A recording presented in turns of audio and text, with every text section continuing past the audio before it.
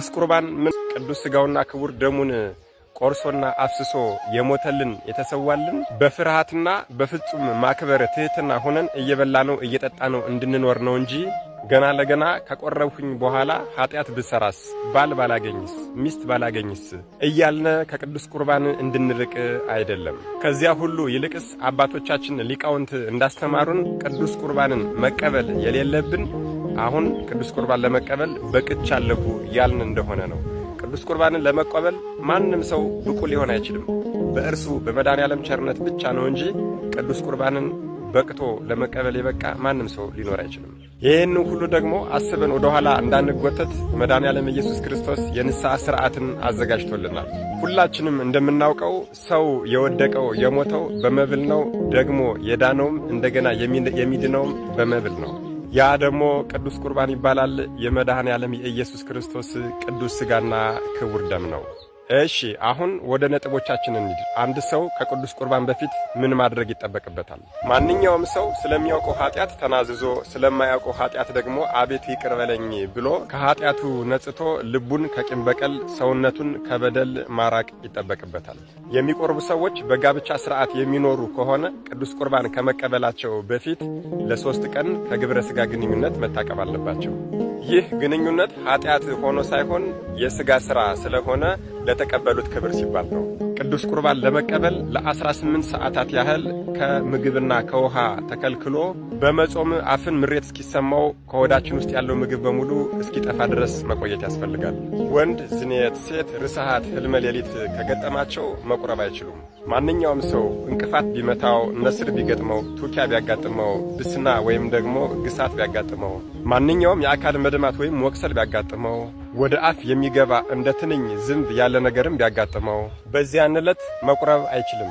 በመቁረብ ዋዜማ ማለትም ከ18 ሰዓት በፊት ገላን መታጠብና ንጹህ ልብስን ማዘጋጀት ያስፈልጋል። ቅዳሴ ከመገባቱ በፊት ቤተክርስቲያን ተገኝቶ ቅዳሴ ማስቀደስ ያስፈልጋል። ቅዳሴ ሲገባ ያልነበረ በመሃል የመጣ ያላስቀደሰ ሰው ወይም ደግሞ እግዚኦ ከተባለ በኋላም ቢሆን የሚመጣ ሰው መቁረብ አይችልም። ሴት በወር አበባ ጊዜ እስከ 7 ቀን ጊዜ ድረስ መቁረብ አትችልም። ከዚያ በኋላ ግን ገላዋን ታጥባ መዘጋጀትና መቁረብ ትችላለች። በወሊድ ጊዜ ከሆነ ደግሞ የመታረስ ጊዜዋ እስከሚፈጸም ድረስ ማለትም ልጁ ወይም ደግሞ ልጅቱ ክርስትና እስከምትነሳ ድረስ መቀበል አትችልም። ይሄም ማለት ሴት ከወለደች እስከ 80 ቀን፣ ወንድ ከወለደች እስከ 40 ቀን ድረስ መቀበል አትችልም።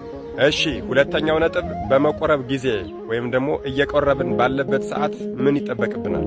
ሐሳብን በአንድ ሰብስቦ በፈሪሃ እግዚአብሔር ሆኖ ጸሎትን በልብ እየደገሙ መቀበል ያስፈልጋል። በዚህም ሰዓት አቤቱ ጌታ ሆይ በድፍረት ሁኜ በመቅረቤ ይቅር እያልከኝ ፍጹም እድናለሁ ብዬ ይህንን ክቡር ሥጋና ክቡር ደም እቀበለዋለሁኝና መድኃኒተ ሥጋ መድኃኒተ ነፍስ አድርግልኝ ልንል ይገባል። በሚቀበሉበትም ሰዓት በልብ የሚደረሰውንና ለዛ ሰዓት የተዘጋጀውን ጸሎት መጸለይ ያስፈልጋል።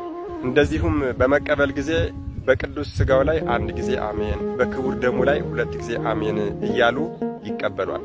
እንደ ቤተ ክርስቲያን ሥርዓት የወጣውን ተራ ጠብቆ ከሊቀ ጳጳሳት ጀምሮ እስከ ምእመናን ድረስ በተሰጠን ቅደም ተከተል መሰረት በሥርዓት መቀበል ያስፈልጋል። መጀመሪያም ተቀበልነ፣ መሃል ላይም ተቀበልነ፣ መጨረሻ ላይም ተቀበልነ የምንቀበለው ራሱን ቅዱስ ሥጋውንና ክቡር ደሙን ነው። ቅዱስ ቁርባኑንም ሲቀበሉ በምላስ ተቀብሎ በምላስና በትናጋ በምላስና በትናጋ ጥርሳችን ሳይነጋ አላምጠን ቀጥታ ወደ ጉሮሯችን እንሰደዋለን። በጥርስ ማላመጥና በጉንጭ ላይ ማሽከርከር በአፍ ረጅም ሰዓት መያዝ እጅግ በጣም ክልክል ነው። ተቀብለው ሲያበቁ ጸበል ወይም ደግሞ ማየ መቁረር መጠጣት። ተህዋሲያንም ወደ አፍ ገብተው እንዳያውኩ አፍን መሸፈን ያስፈልጋል። እሺ ሶስተኛው ነጥብ ከቆረቡ በኋላ ምን ይጠበቅብናል የሚለው ነው። ቆራቢው ሰው በጋብቻ ሥርዓት የሚኖር ከሆነ ከቆረቡ በኋላ ለ3 ቀን ከሩካቤ ሥጋ መከልከል ያስፈልጋል። ከቆረቡ በኋላና በቆረቡበት ቀን 24 ሰዓት እስከሚሞላ ድረስ ወደ ፍርድ ቤት መሄድና መሟገት ከሚስት ጋር መገናኘት፣ አብስቶ መብላት፣ አብስቶ መጠጣት፣ ጥፍርን መቁረጥ፣ ጸጉርን መቁረጥ፣ መስገድና መንበርከክ፣ ምራቅን መጥፋት፣ በውሃ መታጠብና ከልብስ መራቆት ፈጽሞ የተከለከለ ነው። የቆረበ ሰው ካለመጠንቀቅ ነስር፣ ቱኪያ፣ የአካል መድማት፣ ወደ አፍ የሚገቡ ተሐዋስያን እንደ ዝንብ፣ ትንኝ ያሉም እንደዚሁ ቢያጋጥመው ንስሐ ሊሰጠው ስለሚገባ የንስሐ አባቱን ማናገር አለበት። እነዚህን ነገሮች ግን ለንስሐ አባቱ ሳይናገር ድጋሚ መቁረብ ፈጽሞ የተከለከለ ነው። መቼ ነው መቁረብ ያለብን ለሚለው ቅዱስ ቁርባንን ለመቀበል መቼ የሚለው አያስፈልግም። በንስሐ ነጽተን መዘጋጀት ብቻ ነው። አንዳንድ የቅዱስ ቁርባንን መለኮታዊ ጥቅም የማያውቁ ሰዎች ቶሎ መቁረብ ይፈራሉ። ወዳጆቼ ስንዷ ቅድስት ቤተክርስቲያናችን እኮ ዕለት የምትቀድሰው ዕለት እንድንቀበል ነው። ቅዱስ ቁርባንን ለተመቸው ሰው በሳምንት አንድ ጊዜ ሰንበት ቀን ብቻ ሳይሆን በሳምንት 3-4 ብንቀበለው ጸጋው ይበዛልናል እንጂ የምንጎዳው ነገር አይኖርም። አሁንም አንዳንድ የቅዱስ ቁርባንን መለኮታዊ ጸጋ ያላወቁ ሰዎች ቶሎ መቁረብን እንደ ድፍረት እንደ መናቅ ይቆጥሩታል። እንዲያውም አንዳንዶች ቅዱስ ቁርባንን ቶሎ መቀበል ያስቀስፋል ሁሉ እያሉ ይናገራሉ።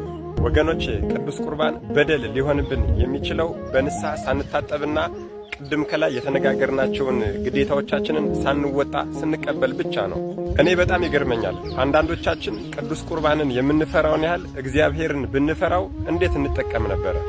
አዎ ቅዱስ ቁርባን መፈራት አለበት። ምክንያቱም የመድኃኔ ዓለም የአምላካችን ቅዱስ ሥጋውና ክቡር ደሙ ስለሆነ። ነገር ግን ትልቁ ስህተት ያለ ምን ላይ መሰላችሁ? ቅዱስ ቁርባንን ፈርተው ይቀርቡታል እንጂ ፈርተው አይርቁትም።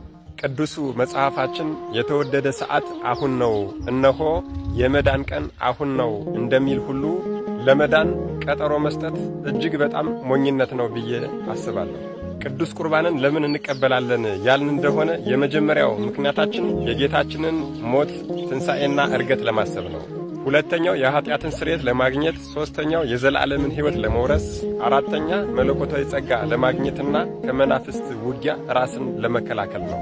አምስተኛው ደግሞ ሃይማኖታችንን ለማጠንከር ነው።